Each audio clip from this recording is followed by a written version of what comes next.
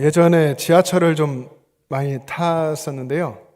지하철을 타면, 여러분 대구에도 지하철이 있지 않습니까? 지하철을 타면 요즘은 그런 분들이 별로 없을 듯 해요. 여러 가지 이제 뭐 그런 걸 제지하는 분들도 계시고, 옛날에 지하철을 타보면 물건을 파는 분들이 있었습니다. 큰 가방을 끌고 다니면서 물건 팔고, 사정 이야기하면서 쪽지도 주고 물건 팔 것도 주고 하면서 이렇게 파는 분들이 계셨는데, 어떤 분의 이야기입니다. 이게 실화를 바탕으로 된 얘기인데, 어떤 분이 지하철을 탔는데 그 지하철에서 만난 어떤 아저씨에 관한 이야기를 이렇게 썼습니다.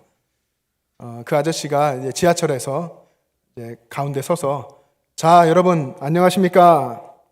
제가 이렇게 여러분 앞에 나선 이유가 궁금하시죠? 여러분 가시는 길에 좋은 물건 하나 소개해 드리려고 합니다. 그리고 물건 하나 꺼냅니다. 자, 보이시죠? 이 플라스틱 머리에 솔이 달려 있습니다. 뭘까요? 칫솔입니다. 뭐 하려고 이걸 가지고 나왔을까요? 맞습니다. 팔려고 나왔습니다. 이게 얼마일까요?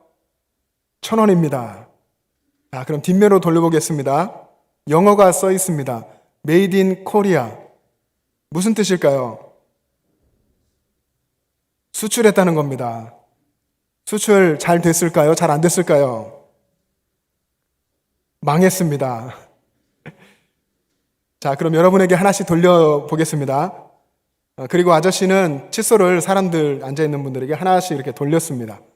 황당해진 이 상황, 이 속에서 사람들이 웃지도 못하고 가만히 있었습니다. 칫솔을 다 돌리고 이제 아저씨가 자리로 다시 와서 말을 이어갑니다. 자, 여러분, 여기서 제가 몇 개나 팔 수 있을까요? 여러분 궁금하시죠? 저도 궁금합니다. 잠시 후에 알려드리겠습니다. 그리고 쭉 돌고서 이제 다 수고하는 거죠. 그리고 와서 몇 개나 팔렸을까요?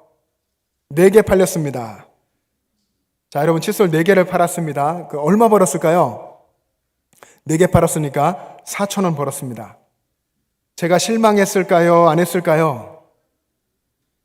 네, 실망했습니다. 그 다음에 또 이야기합니다. 제가 여기서 포기할까요? 안 할까요? 그렇죠. 절대 안 합니다. 왜냐고요? 우리 은율이 얘기한 것처럼 왜냐고요? 이렇게 또 물어요. 그러면서 스스로 대답하는 것이 저에겐 바로 다음 칸이 있기 때문입니다. 그런 말을 하고 아저씨는 자신의 가방을 들고 유유히 다음 칸으로 건너갔습니다. 남아있던 사람들이 다 웃음보가 터졌죠. 한참을 웃다가 생각해 보니까 그 아저씨가 웃음만 준 것이 아니었습니다. 그 아저씨가 준 것은 더 중요한 것인데 웃음보다 더 중요한 희망을 보여준 것입니다. 그 아저씨처럼 그렇게 물건을 팔아야만 하는 상황 속에 있었던 힘든 그 아저씨처럼 힘들지만 우리의 인생에도 다음 칸이 있습니다. 누구에게나, 저나 여러분들에게나, 지금 영상 예배를 드리고 계신 분들에게나 누구에게나 인생 속에 다음 칸이 있기 때문에 절대로 지금 현재 상황이 힘들다고 해서 포기해서는 안 됩니다. 내 앞에 언제나 장애물들이 펼쳐집니다. 그거는 뭐 거의 진리이죠. 장애물 없이 인생을 끝까지 살아갈 수 있는 사람은 없습니다. 장애물이 펼쳐지는데 거기에 걸려 넘어지면 그것은 걸림돌이 되지만 그것을 디디고 일어서면 디딤돌이 되는 것입니다. 우리 한국교회를 바라보면서 오래전부터 많은 분들이 다음 세대의 미래가 밝지 못하다라고 말하면서 부정적으로 이야기를 했습니다. 객관적으로 또 통계치나 여러 가지 면에서 그렇다고 할지라도 다음 세대를 세우기 위한 노력을 중단하거나 포기해서는 안 됩니다. 오히려 더 관심을 갖고 해야 되겠죠. 왜냐하면 오직 다음 세대만이 교회의 미래이고 희망이기 때문에 그렇습니다. 분명 현재의 상황이 우리 한국교회의 교회학교의 상황 뿐만 아니라 사회 속에서 자녀들을 키우는 지금 이 시대의 부모들의 상황들이 결코 만만하지 않습니다. 이 세상의 문화와 흐름을 볼 때 그렇습니다. 난관도 계속될 것 같습니다. 어쩌면 지금 칸도 그렇지만 다음 칸도 그럴 것 같고 그 다음 칸에 가서도 난관이 계속될 것 같은 그런 만만하지 않은 생각이 듭니다. 그러나 계속해서 우리는 희망을 노래하면서 다음 칸을 바라보면서 주님을 바라보면서 최선을 다해야 합니다. 그렇게 다음 세대를 바라보는 우리의 마음이 지하철에서 칫솔을 팔고 다음 칸을 바라보던 그 아저씨의 마음과 같기를 소망합니다. 그래서 여러분의 상황이 어쩌면 힘들고 어려울지라도 여러분 이후를 살아갈, 우리 여기 어린 아이들이 앞에도 나와 있는데요. 여러분 이후를 살아갈 다음 세대를 바라보면서 희망을 노래할 수 있게 되기를 축복합니다. 그러려면 어떻게 해야 되는지 오늘 본문을 통해서 한번 보기를 원하는데요. 오늘 우리가 읽은 본문이 사사기입니다. 사사기 앞에는 어떤 책이 있죠? 여호수아서가 있습니다. 여호수아서의 후반부에 보면 여호수아의 죽음도 기록되어 있고 여호수아가 죽음을 앞두고 백성들을 모아놓고 하는 고별 설교가 있습니다. 그 고별 설교의 핵심 내용을 두 가지로 이야기할 수 있는데 첫 번째는 이스라엘 백성들이 어떤 일이 있더라도 끝까지 하나님을 믿고 신뢰하면서 가나안 땅을 정복하는 일을 완수해라. 그리고 그 땅에 정착을 해라 하는 것이 첫 번째였습니다. 완벽하게 가나안 땅, 약속의 땅, 하나님 주신 땅을 정복하라는 겁니다. 그리고 두 번째는 그 땅에서 오직 여호와만 섬겨라. 오직 하나님만 섬겨라 하는 것이었습니다. 그런데 이스라엘 백성들은 그 두 가지 다 사실은 실패했습니다. 그들이 가나안 땅을 정복하기는 했지만 그들이 쫓아내지 못한 여러 족속들, 또 어떤 의미에선 그들이 쫓아내지 않은 그런 몇몇 족속들이 결국에는 그들에게 가시가 되고 올무가 되었다는 이야기, 그리고 그들이 여호와 하나님을 섬기는 것, 하나님만 섬기는 일에 실패했다 하는 이야기가 우리가 읽은 본문이 포함된 사사기 1장과 2장에 써 있습니다. 오늘 우리가 읽은 본문을 보니까 여호수아 그리고 그와 동시대에 있었던 신앙의 지도자인 여러 장로들, 그들을 중심으로 해서 이스라엘의 상황이 급격하게 변화되었다는 것을 볼 수 있습니다. 여호수아가 살아있을 때, 생존해 있을 때와 여호수아 이후의 세대에 분명한 신앙의 단절이 있었습니다. 여러분 10절의 말씀을 보시면요, 거기에 보면 여호와를 알지 못하며 여호와를 섬기지 않는, 그리고 여호와께서 이스라엘을 위해서 행하신 일을 알지 못하는 다른 세대가 일어났다고 했습니다. 다른 세대, 우리들과 다른 세대가 일어났다라고 기록했는데 이게 신앙의 단절을 의미하는 것이죠. 새롭게 일어난 이 다른 세대, 다르다는 의미가 히브리어로 아헤르인데 이 원어의 의미를 통해서 이야기를 해보면 여호수아의 죽음 이후에 새롭게 일어난 이 다른 세대는 이전 세대와 시간적인 차이가 있는 그런 다른 세대일 뿐 아니라 본질적인 의미에서도 다른 세대라고 하는 그런 의미를 가지고 있습니다. 본질적인 차원에서, 질적인 차원에서 다른 세대였다 하는 것입니다. 그것이 하나님을 알지 못하는 세대였다고 하는 것인데 이 하나님을 알지 못하는 이 어두운 세대의 역사가 그 이후로 약 350년간 계속 이어졌습니다. 그들은 하나님 앞에서 범죄했고 하나님을 잊어버리고 범죄했고 그리고 하나님께서 징계하시며 심판하셨고 그 힘든 고통 속에서 하나님께 회개하면서 하나님의 구원을 간구하며 기도했습니다. 그때 하나님께서는 사사들을 세우시고 그들을 구원해 주셨죠. 그리고 또 시간이 흐르면 그들은 하나님의 은혜를 또 망각해버리고 또다시 범죄하는 일에 빠지고 이렇게 계속해서 순환하는 이런 역사를 가지고 있는 것이 사사시대의 역사입니다. 하나님을 왕으로 섬겨야 하는데 하나님을 왕으로 섬기지 않고 각자 소견에 오른 대로 살았던 그 암흑의 사사시대 350년이 계속됐던 것입니다. 여러분 한번 생각해 보십시오. 이스라엘 백성들이 여호수아의 지도 아래에서 가나안 땅을 정복해 갈 때에 하나님의 이름으로 하나님의 능력을 의지해서 수많은 전쟁에서 승리하면서 가나안 땅을 정복했는데 그런데 어떻게 그렇게 빨리 하나님을 버리게 됐고 그리고 바알과 아스타롯을 섬기게 되었는지, 분명 그들에게는 수많은 신앙 체험이 있었습니다. 말하자면 정말 밤새워서 말할 수 있을 그런 수많은 기적 같은 신앙 체험의 역사들이 그들에게 있었고 구원과 승리의 경험들이 있었습니다. 요즘 우리들의 말로 하면 정말 수많은 간증들이 그들 가운데 있었을 겁니다. 그런데 어떻게 그렇게 쉽게 무너지게 됐을까요? 분명 그들의 부모 세대는, 그 다른 세대의 부모, 그들의 세대는 하나님이 행하신 놀라운 일들을 보고 경험했습니다. 그리고 물론 그들이 경험한 하나님에 대한 이야기, 하나님이 베푸신 역사들을 그들의 자녀들, 다음 세대에게 이야기를 했겠죠. 그런데 무엇이 문제였을까요? 왜 하나님을 알지 못하는, 하나님을 섬기지 않는 다른 세대가 일어나게 됐을까요? 그들은 분명 그들의 부모 세대로부터 하나님이 어떤 분이신지 머리로는 들었습니다.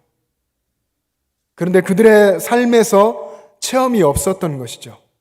자녀들이 하나님을 경험하는 삶을 살 수 있도록 부모들이 이끌어 주어야 하는데, 그리고 그렇게 함께 신앙생활을 해야 하고 함께 신앙의 스토리를 써가야 하는데 그 부분에서 실패했던 것입니다. 부모 세대로부터 하나님의 역사에 대해 듣기는 했지만 그것이 자신과 관계없는 과거의 일일 뿐이라고 그들은 그렇게 치부해버렸고, 그리고 부모님께서 받은 은혜일 뿐이다 라고 생각했던 것입니다. 하나님의 역사를 머리로만 알 뿐 실제의 삶에서 체험하지 못한 사람들은 쉽게 하나님을 버리고 외면하고 또 포기하고 떠나갈 수 있습니다. 그래서 우리 여기 있는 어린 아이들 또 청년들, 어떻게 해서든지 내가 하나님 만나고 인격적으로 만나고 하나님을 경험하는 삶을 살기 위해 기도하며 애써야 합니다. 부모님들도 그렇게 자녀들을 위해서 또 기도해야 합니다. 근데 이것이 잘 안 되어서 자녀들이 하나님을 체험하는 삶을 살지 못하면 조금만 힘들어도, 조금만 손해볼 것 같아도 하나님을 외면하고 떠나게 됩니다. 그러나 반면 우리처럼 하나님을 정말 삶 속에서 체험하고 하나님을 만난 사람들은 결코 하나님을 떠나지 않습니다. 하나님을 떠나라 해도 상황이, 힘든 상황들이 몰려오고 어려운 일들이 펼쳐져서 세상에서 주는 메시지는 신앙생활 포기해. 아무리 이렇게 얘기를 해도 그들 하나님을 떠나지 않고 포기하지 않습니다. 오히려 하나님을 더 붙들려고 어떻게 해서든 이 보이지 않는 하나님, 내가 만난 그 하나님을 붙들고 떠나지 않으려고 애를 씁니다. 그런 체험적 신앙은 하나님을 섬기는 자리로 계속해서 나아가게 합니다. 그래서 신앙의 체험이 정말 중요하다는 것입니다. 하나님을 삶 속에서 그래도 경험하고 만나며 살아왔던 부모 되신 여러분들, 그리고 조부모 되신 할머니, 할아버지 되신 어르신들, 신앙생활 잘하고 계십니까? 여러분, 혹시 여러분이 신앙생활을 잘하면 우리의 자녀들, 우리의 손주들도 신앙생활 잘할 거라고 하는 그런 막연한 생각을 혹시 하고 계시지는 않습니까? 그런 생각이 다 있으실 겁니다. 그러나 그것은 소망일 뿐입니다. 정말 그 소망하는 바대로 그렇게 되도록 하기 위해서는 자녀와 손주들을 더 사랑하고 우리 자녀와 손주들에게 부지런히 하나님의 말씀을 가르치고, 그리고 그들 앞에서 신앙생활하고 있는 여러분의 모습을 보여주어야 합니다. 신앙생활 이렇게 하는 거야. 부모가 이렇게 신앙생활하고 있어 라고 하는 것을 부지런히 삶으로 모범을 보여주고, 그리고 그들과 함께 하나님을 체험하고 같이 하나님을 고백하는 그런 삶을 살아가야 합니다. 얼마 전에 새벽 예배를 인도하다 보니까 그날 새벽 예배에 나온, 이 새벽에 우리 새벽 5시에 예배하는데요. 그 새벽에 나온 초등학생 아이가 있더라고요. 초등학생 손녀를 데리고 그 손녀를 어려서부터 계속 키워오신 권사님이 계신데, 권사님께서 새벽에 그 아이를 데리고 나오신 겁니다. 그 아이가 가만히 할머니 옆에 앉아서 예배를 드리고 있더라고요. 그 권사님과 몇 번 이렇게 따로 이야기도 하면서 그 권사님 마음이 얼마나 뜨거운지, 이 손녀를 얼마나 사랑하는지, 이 손녀가 정말 믿음 안에서 잘 자라기를 얼마나 간절히 원하는지 하는 것을 제가 알고 있었기 때문에 예배를 마치고 나서 함께 합심기도하고 통성기도하고 각자 기도할 때 저도 여기 앞자리로 내려가서 기도하다가 그 손녀 옆으로 갔습니다. 그리고 그 손녀에게 손을 얹고 이렇게 몇 가지 물어보면서 같이 이야기도 나누고 그랬었기 때문에, 그러고서 그 손녀를 위해서 기도했습니다. 너무 그 손녀가 예뻐 보이기도 했고, 그렇게 기도하는 중에 권사님의 마음이 더 뜨겁게 또 느껴지더라고요. 할머니로서 손녀에 대한 정말 그 하나님 마음 품고 부모 같은 마음을 품고 계신 그 마음, 이 손녀를 데리고 나오기 위해서 얼마나 하나님 앞에 기도했을까, 얼마나 애를 쓰셨을까 하는 것들이 느껴지면서 마음이 저도 뜨거워졌습니다. 이런 새벽 이 빠른 시간에 나와서 정말 힘든 그 손녀에게는 시간 이때 나와서 하나님 앞에 예배하고 기도하는 이 시간이 정말 잊지 못할 신앙의 체험이 될 것이라는 생각이 들었고, 이런 것들을 통해서 신앙이 전수되고 바른 신앙이 전승되지 않을까 하는 그런 생각을 해보았습니다. 여러분, 오늘 본문에 있는 여호수아라고 하는 하나님이 세우신 일꾼, 이스라엘 백성들의 위대한 지도자인 여호수아, 그가 하나님의 부르심을 받았을 때 그가 죽고 난 후에 이스라엘 백성들의 신앙의 상태는 350년 동안이나 암흑기였습니다. 여호수아가 다음 세대에 대해서, 그의 자녀, 손주들 그 이후의 세대에 대해서 관심이 없었을까요? 그렇지 않습니다. 서두에 말씀드린 대로 여호수아는 하나님의 백성들, 그 자신의 백성들 그 이유에 대해서 너무나 관심이 많았고, 그들이 하나님의 명령대로 이 땅을 완벽히 정복하고 그 속에서 하나님만을 섬기며 살기를 원했습니다. 그렇게 간절히 원했습니다. 그런데 그들은 여호수아의 소망과는 달리 하나님을 알지 못하고 하나님을 섬기지 않는 다른 세대가 되어버렸습니다. 여호수아 이후도 그런데 하물며 우리 이후는 어떻겠습니까? 여러분, 혹시 생각해 보셨습니까? 여러분이 죽은 후에 자녀 손주들의 신앙 상태에 대해서 한번 생각해 보셨습니까? 그들이 살아갈 이 세상, 또 그 속에서 살아갈 내 사랑하는 자녀, 아들, 딸, 우리 손주들, 그들의 신앙은 어떨까 하는 생각. 여러분, 만약 그런 생각을 해보시지 않았다면 오늘부터 그런 생각을 해야 합니다. 그리고 기도해야 합니다. 자녀와 손주들 더 많이 여러분들이 사랑해야 되고, 정말 그들에게 바른 신앙을 물려주기 위해서, 신앙의 유산을 주기 위해서 정말 애써야 합니다. 어떻게 해서든지 그들과 함께 하나님의 은혜를 나누고 말씀을 나누고, 그리고 하나님에 대해서 가르치고 그들과 함께 하나님을 체험하는 삶을 살아가기를 힘쓰고, 그렇게 하나님 도와달라고 기도하면서 나아가야 합니다. 그렇게 여러분의 자녀들을 사랑하면 그 아이들을 마음속에 여러분이 품고 계속해서 기도해야 합니다. 여러분, 예수님께서 우리에게 주신 가장 큰 명령이 있죠. 우리가 지상명령이라고 하는데 마태복음 28장에 있는 선교 명령입니다. 너희는 가서 모든 민족을 제자로 삼아, 모든 민족을 제자로 삼아 아버지와 아들과 성령의 이름으로 세례를 베풀고 내가 너희에게 분부한 모든 것을 가르쳐 지키게 하라. 모든 민족, 자녀 손주를 넘어서서 모든 민족을 제자로 삼아서 그들을 하나님 말씀으로 가르치라 하는 것입니다. 광범위해진 선교의 명령입니다. 그런데 유대인들이 생각하는 지상 명령은 신명기 6장에 있는 쉐마라고 합니다. 여러분, 쉐마 아시죠? 신명기 6장을 펼쳐보면 여러분 익숙한 말씀이 거기에 있습니다. 이스라엘아, 들으라. 내 하나님 여호와는 유일한 여호와이시니 하나님을 온 마음과 뜻과 정성을 다해 사랑하라. 그리고 이어지는 것이 너의 자녀들에게 하나님 말씀을 가르쳐라 하는 것입니다. 내 자녀에게 말씀을 가르쳐라. 신앙을 가르쳐라. 신앙을 물려주라. 신앙을 전수해라 하는 명령이죠. 그리고 그 명령이 굉장히 자세하게 구체적으로 기록되어 있습니다. 그 내용에 보면 내 자녀에게 부지런히 가르쳐라. 부지런히 가르쳐라. 집에 앉아 있을 때든지 길을 갈 때든지 너희가 누워 있을 때든지 일어날 때든지 하나님 말씀을 가르치며 강론하라. 이렇게 이야기했습니다. 이 말은 신앙 전수 그거 부모가 해라. 부모가 자녀를 가르쳐라 하는 것입니다. 성경은 부모가 자녀를 가르쳐야 한다고 말씀합니다. 자녀의 신앙 교육, 그것은 부모가 먼저 하는 것이다 라고 성경에서 이야기합니다.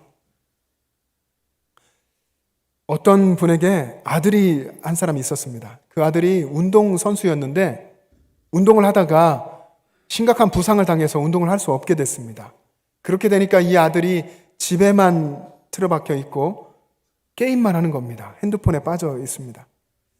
어느 날 목사님께 신방을 요청해서 목사님 오셔서 예배를 드리고 신방을 했습니다. 그리고 이 어머니가 하는 말이 목사님, 이 아이 목사님이 책임져 주셔야 해요. 이렇게 이야기하는 겁니다. 물론 심정은 충분히 이해됩니다. 그런데 먼저는 부모가 그 아이를 책임져야 합니다. 그 아이를 위해서 몸부림쳐야 합니다. 물론 목사도 그 아이를 생각하고 사랑하며 기도하고 관심을 가질 것입니다. 그러나 더 간절히 하나님을 붙들고 애써야 하는 것은 부모님입니다. 그 아이를 위해서 붙들고 눈물 흘리며 기도하고 신앙으로 그 아이를 만나고 또 본을 보여야 합니다. 중요한 것이 부모의 신앙이라는 것입니다. 우선 부모가 신앙의 기본으로 돌아가야 합니다. 이 부분을 오늘 우리들이 저와 여러분들이 함께 짚어봤으면 좋겠습니다. 오늘 사사기 2장의 이 말씀은 하나님을 모르는 다른 세대가 일어나게 된 것, 그것은 신앙 전승에 실패한 부모 때문이다 라고 이야기하는 것입니다.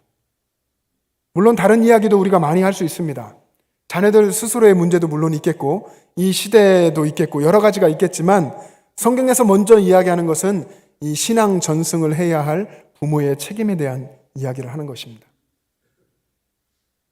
여러분, 우리의 어르신 세대 때 우리 교회의 우리 어르신들, 장로님들, 또 권사님들, 또 하나님께서 먼저 부르신 그 위에 또 부모님들, 그런 세대 때에는 신앙생활 한다는 것이 굉장히 부모로부터 어떤 강요도 있고 또 부모가 어떻게 늘 이렇게 끌고 이끌어서 그렇게 해서 신앙생활을 하게 되다가 믿음이 생기고 예수님 만나고 신앙이 성장하고 헌신하게 되고 이런 이야기들이 있었습니다.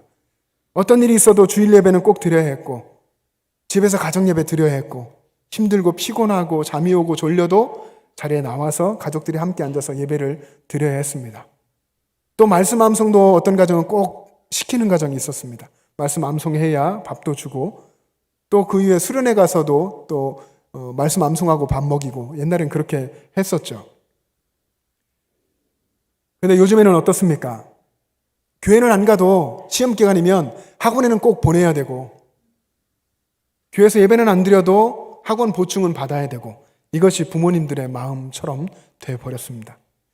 한국 교회에 흐르고 있는 믿는다는 부모들의 마음이 많은 부분이 이렇게 퇴색되고 변했습니다. 여러분, 어떻게 하면 부모인 우리들이 영적으로 살아날 수 있겠습니까? 그것은 기본으로 돌아가는 것입니다. 처음부터 다시 시작하는 것입니다. 부모된 내게 정말로 구원의 확신이 있는지, 나는 정말 복음을 알고 정말 나는 하나님을 알고 하나님이 내게 행하신 일을 알고 있는 그런 구원받은 자, 구원의 확신이 있는 자인가 하는 것을 짚어보는 것입니다. 어쩌면 한국교회 많이 있겠지만 우리 교회에도 어쩌면 모태신앙으로 교회에 그냥 구원 확신 없이 다니는 분이 계실지 모르겠습니다. 구원의 확신을 갖는 것, 그것이 처음 시작입니다. 구원의 확신을 갖는 부모가 되어야 합니다. 거기부터 자녀 교육이 시작되는 것입니다. 그리고 나서 점검해야 될 것이, 그러면 구원의 확신을 가진 부모로서 나는 신앙생활을 어떻게 하고 있는가 하는 것입니다. 나는 기도하고 있는가? 기도하며 살아가고 있는가? 모든 순간에 하나님 앞에 기도하는가? 나는 말씀을 읽는가? 말씀을 보고 있는가? 하는 것입니다. 부모들이 신앙의 기본으로 돌아가지 않고는 우리 자녀들, 또 교회 학교 회복되기가 어렵습니다.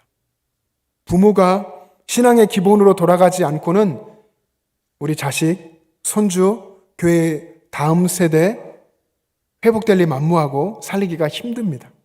어쩌면 살릴 수 없을 겁니다. 하나님께서 신앙을 통해서 역사하시는 것이죠. 그래서 부모가 바뀌어야 합니다. 우리는 자녀들 바뀌어야 한다. 너 고쳐야 돼. 너 이거 이렇게 해야 돼. 내가 인생의 경험으로 얘기하는데 이렇게 해야 돼. 라고 코치하고 가르치기 쉽습니다. 근데 먼저 부모가 바뀌어야 합니다. 부모가 신앙의 본질로 돌아가야 합니다. 그런 모습을 우리 자녀들에게 보여주어야 합니다. 우리의 다음 세대를 바라보며 희망을 이야기하고 신앙을 전수하는 것은 부모의 책임이고, 또 더 넓게는 교사들 그리고 교회의 어른 된 우리들의 책임입니다. 우리의 사랑하는 자녀, 손주들, 우리의 다음 세대가 오늘 성경의 본문에 있는 것처럼 다른 세대가 되도록 내버려 두어서는 안 됩니다. 우리와 같이 우리의 자녀들도 신앙의 기본으로 돌아가서 정말 하나님을 만나서 알게 되고 하나님을 섬기는 그런 세대가 되도록 이끌어 가야 하는 것입니다. 여러분, 그런데 어떤 사람이 오늘 이 시대에 다들 부정적으로 다음 세대를 이야기하는 이때에 어떤 사람이 다음 세대를 향해서 희망을 노래하고 다음 세대를 사랑하는 사람이 되겠습니까? 그것은 주님의 마음을 가진 사람입니다. 하나님 아버지의 마음을 가진 사람입니다. 바울의 말로 이야기한다면 기꺼이 그들의 아버지가 되어주는 사람, 다음 세대를 향해서 하나님 아버지의 마음을 가진 사람, 그런 사람들이 하나님 앞에 쓰임받으며 다음 세대를 세워가게 될 것입니다. 바울이 고린도전서 4장 15절에서 그런 이야기를 했는데요. 우리 자막을 함께 보시면서 고린도전서 4장 15절 말씀을 읽어보겠습니다. 시작. 그리스도 안에서 1만 스승이 있으되 아버지는 많지 아니하니 그리스도 예수 안에서 내가 복음으로써 너희를 낳았음이라. 지금 바울이 고린도 교회 성도들에게 지금 편지를 쓴 거지 않습니까? 그리스도 안에서 스승들은 많다. 1만 스승, 이게 많다는 얘기죠. 정말 많은 걸 얘기하는 겁니다. 수많은 스승들이 있는데, 그런데 진짜 아버지는 없다. 아버지는 많지 않구나. 나는 너희들을 향해서, 고린도 교회 성도를 향해서 복음으로 너희를 낳는 심정으로, 그렇게 아버지의 심정으로 너희들과 함께 했다 하는 것입니다. 그러면서 교회의 신앙 전수, 다음 세대까지 계속 이어져 갈 이 신앙의 전수는 하나님 아버지의 마음을 가진 사람들을 통해서 해내는 것이다. 교사들이 하나님 아버지의 마음을 가지면 그 일을 해낼 수 있다. 그렇게 하나님께 쓰임받을 수 있다. 나도 그렇게 복음으로 너희를 낳았다. 이렇게 바울이 간곡하게 부탁하며 이야기하고 있는 것입니다. 우리가 그렇게 원하는 신앙 전수. 신방하에 예배할 때마다 어른들이 그런 얘기를 빼놓지 않고 이야기합니다. 우리 자녀의 신앙, 우선 기도해 주세요. 그거거든요. 이 신앙 전수, 그렇게 원하는 이것은 우리 부모에게 달려 있습니다. 교회 학교 교사들, 헌신된 분들에게 달려 있고 또 교회의 어른 된 우리 모두에게 달려 있는 것입니다. 이 신앙 전수의 싸움은 부모가 하는 것입니다. 교회 어른들이 하는 것입니다. 우리가 실수하는 것이 바로 이겁니다. 신앙 전수, 열심히 신앙생활하는 거 네가 해. 너 제대로 해야지 하고 밖에서 코치하고 감독합니다. 그러면 우리 다음 세대 아이들 그렇게 싸우다가 지쳐 쓰러집니다. 우리가 그 현장, 신앙 전수의 싸움의 현장에 부모가 주전 선수가 돼서 들어가서 거기서 싸워주어야 합니다. 그렇게 우리 다음 세대를 세워가야 하는 것이 우리 교회 어른들의 책임인 것입니다. 우리 교회의 다음 세대를 세우는 일은 우리 온 교우들의 관심과 사랑과 기도로 가능한 것입니다. 우리가 그것을 작년부터 선포하고, 그래서 작년부터 다음 세대를 품는 이 기도 후원 결혼식을 했습니다. 올해도 이렇게 오늘 진행을 하고, 많은 분들이 아마 로비에서 기도 후원 약정을 하고 올라오셨을 것이라고 생각을 합니다. 우리의 다음 세대, 영아부 어린아이로부터 청년부에 이르기까지 이 아이들을 품는 그런 약정을 했습니다. 여러분, 1년 동안 여러분이 받은 그 카드를 가지고 여러분 마음에 품고 성경책에 넣고 여러분 기도 제목 속에 그 아이들을 품어주고 함께 기도할 수 있기를 바랍니다. 그럴 때에 우리 영천제일교회의 다음 세대가 건강하게 교회 안에서 뛰놀면서 신앙이 성장해 갈 것입니다. 그리고 여러분의 자녀와 손주들이 정말 여러분이 간절히 원하던 대로 신앙 안에, 하나님 안에 들어와서 하나님을 알고 만나고 하나님을 섬기고 하나님에 대해서 확신하고 믿음으로 살아가게 될 줄로 믿습니다. 그런 하나님의 은혜의 역사가 여러분 가운데 우리 교회 안에 있기를 주님의 이름으로 축복합니다. 이제